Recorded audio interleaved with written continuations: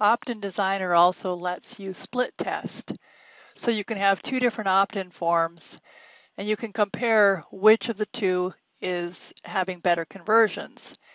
And you can continue to improve how well you're doing the conversions by then working with the better opt-in form and comparing it to a new opt-in form, or just sticking with the one that converts better.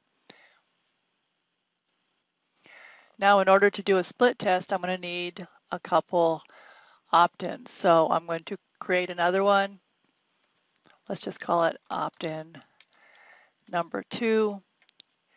And for simplicity, I'm just going to grab a different template.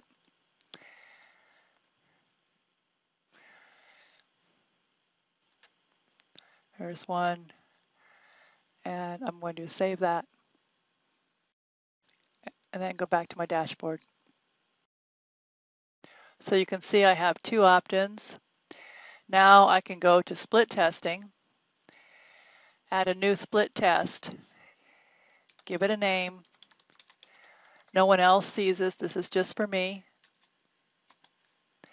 Select my first opt-in, my second one, add new. At this point, when I go back into the split testing, I have split test 1, which I can edit, make changes on, or I can get the code. I can click on the little bars and see the results of the comparison. Now, neither one of them have had any signups yet. I've just been testing with them. So first of all, I'm going to go get the code. I can select if I want a stock button, custom button, or no button, just like the other. I'm going to go ahead and hit stock button, and let's use the download now.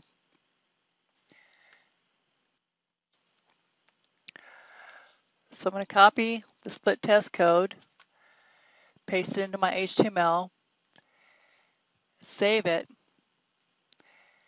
and then I'm going to try testing it.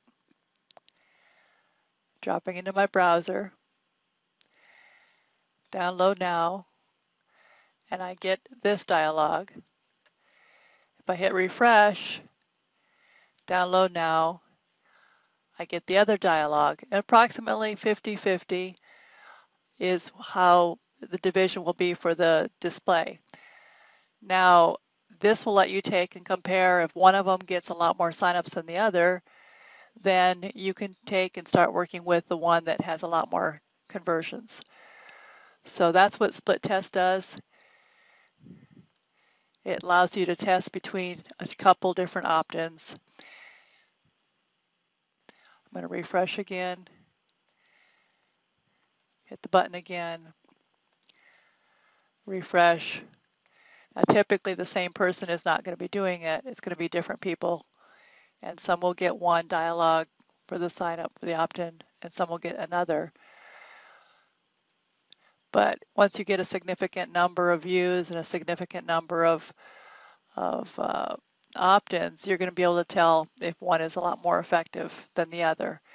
And then you can choose to either make that the always active one, or you can compare to another new design split test. So you can compare different captions, you can compare different videos, you can compare one item versus another item.